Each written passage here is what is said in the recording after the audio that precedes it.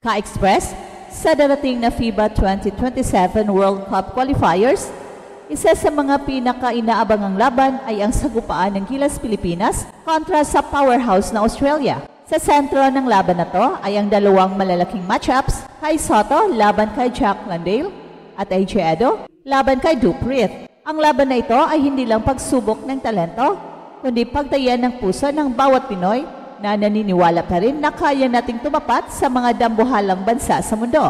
Si Kai na kasalukuyang bumabangon mula sa kanyang ACL injury ay inaasahang babangga kay Jack Landale, isang NBA veteran na sanay sa physicality at may matinding basketball IQ. Bagamat lamang si Kai sa taas at wingspan, si Jack Landale naman ay kilala sa pagiging matatag sa ilalim at mabilis sa pick and roll execution. Ang laban ng dalawang ito ay magiging literal na sukatan ng lakas at diskarte. Kung sino ang makapag-impose ng presence sa shaded lane, siya ang magdidikta ng tempo. Kasabay ni Kai ay si AJ Edo, ang tahimik pero matatag na anchor ng Gilas defense na ngayon ay may bagong hamon, bantayan ang stretch big ng Australia na si Duprith. Si Reed ay kilalang scorer mula sa labas at may malawak na karanasan sa FIBA at Olympic competitions. Bagamat may injury history sa AJ, ang kanyang instincts at hustle play ay maaring maging sa data para harangin ang mga shooting spot ni Reed, pero kailangan niya ng tulong mula sa rotation at help defense ng Gilas. Sa kabila ng pagkakaiba ng experience, ang Kai-AJ tandem ay may potensyal na sirain ang rhythm ng Australia. Bagamat suportado ng tamang sistema at koordinasyon mula sa guards at wings, ang chemistry ng frontcourt duo na ito, kung masusulit ay maaring maging bagong sandigan ng Gilas laban sa mga malalaking kalaban. Pero dapat magiging matatag sa rebounding, physicality at hustle plays dahil dito kadalasang nauubos ang Gilas sa second chance points. At higit pa sa basketball ang laban na ito ay laban ng respeto, ng pambansang dangal at ng pagpapatunay na kahit maliit ang Pilipinas, may puso tayong kayang tumapat sa mga higante. Ang bawat tapal, bawat rebound, bawat screen at bawat foul ay may bitbit na bandera. Sa 2027 World Cup Qualifiers, hindi lang players ang nasa court, buong bansa ang nakataya. Dahil kung titingnan natin, hindi lang ito game, ito ay gyera ng pagkakakilanlan. Sa mundo ng international basketball, bihirang-bihira ang laban na totoong sinusubok, hindi lang ang galing, kundi ang tapang ng isang buong bansa. At ngayong papalapit na ang FIBA 2027 World Cup Qualifiers, isa sa mga pinakatuktok ng labanan ay ang sagupaan ng Gilas Pilipinas kontra Australia Boomers. Dalawang mundo na magkaiba ang galaw, pero pareho ang layunin, ang dominahin ang Asia-Pacific region. Pero higit sa lahat, ito ay pagkakataong makita natin ang pagbabanggaan ng mga tunay na higante, literal at simbolikal. Dahil sa ilalim ng mga ilaw ng court, magtutunggali ang Kai Sotto kontra Jack Landale at AJ Edo laban kay Duprith. Hindi lang ito laban ng individual skills, ito ay labanan ng sistema, ng kultura at ng inaasam-asam na respeto na matagal nang ipinagkait sa Gilas. Unahin na natin ang pinaka-inaabangang Kai Sotto versus Jack Landale. Isa ay batang bituin ng Gilas, dala ang pangarap ng buong bansa. Ang isa naman ay seasoned NBA player ng core ng Australia Boomers sa maraming FIBA tournaments. Si Kai na kasalukuyang bumabangon mula sa kanyang ACL injury ay nananatiling malaking pag-asa ng Gilas dahil sa kanyang 7'3" na tangkad, shot-blocking instincts at taas ng basketball IQ. Sa kabila ng mga pagdududa, walang makakaila. Pag healthy si Kai, iba ang nabibigay niyang presence sa paint. Hindi man siya kasing bigat ni Landale, may advantage si Kai sa length at mobility. Dalawang bagay na pwedeng gumulo sa sistema ng Australia. Pero kailangan niyang mag-ingat. Si Landale ay isang bruiser, sanay sa physical na laro, mabilis sa pick and roll at may shooting touch mula sa mid-range. At kung hindi magapan ng Gilas ang spacing at help defense, pwedeng kainin ni Jack Landale ang frontcourt ng Pilipinas sa low post. Ngunit hindi nag-iisa si Kai.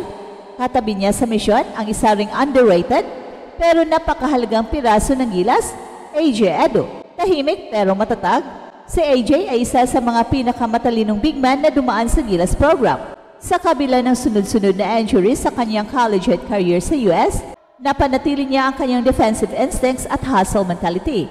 At ngayong mas matatag na ang kanyang katawan, handa siyang sumabak laban sa isa sa mga pinaka-versatile big ng Australia, galing sa NBA at naging bahagi rin ng Australian Olympic team. Si Reed ay may deadly shooting mula sa labas, kaya't hindi pwedeng hayaang makapag-space siya sa floor.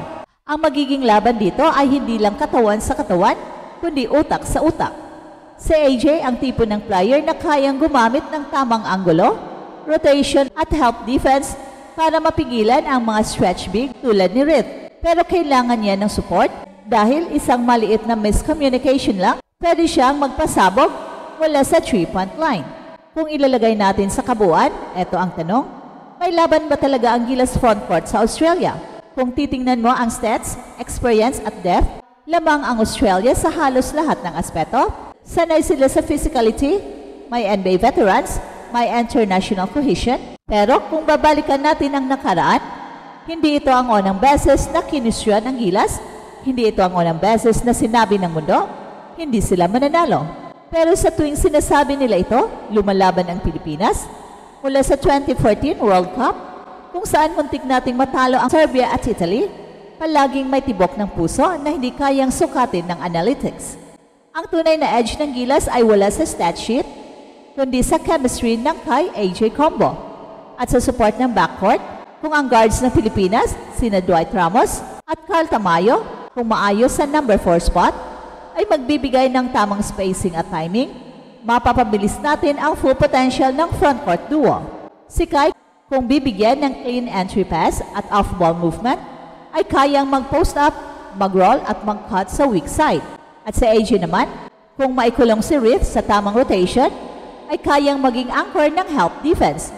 Pero higit sa lahat, kailangang maging matatag ang Gilas sa rebounding. Dahil kung hayaan natin kontrolin ng Australia ang boards, mawawala ang rhythm natin at mauubos ang energy sa kakahabol. Ka-express sa usaping ito, hindi lang taktika ang pinag-uusapan, pride ng bayan. Ang laban sa Australia ay higit pa sa basketball. Ito ay laban ng stigma, laban ng perception na ang mga Pinoy ay maliit, mahina at hindi kayang sumabay sa world stage. Ang bawat block ni Kai, bawat box out ni AJ, bawat rotation, bawat foul ay may dalang bigat ng 110 milyong Pilipino. Hindi ito simpleng FIBA qualifier, ito ay pagtaya ng dangal. At kung susukatin natin ang puso, tandaan natin, kahit gaano pa kalaki ang mga higante, hindi sila kayang sukatin ng puso ng Pinoy. At ito ang Express Info kung saan bawat kwento, ginulat ang mundo. Don't forget to like and subscribe. ハイショットに通ったリバウンドジャスティン・マックブロックしましたね。ただファウルが鳴っています。いや、ディフェンスの声、信州ブースターハイショット運動に栗原がついています。ハイショットこの位置から沈めてきているというのはありますが、うまいですね。一方の横浜ハイショットです。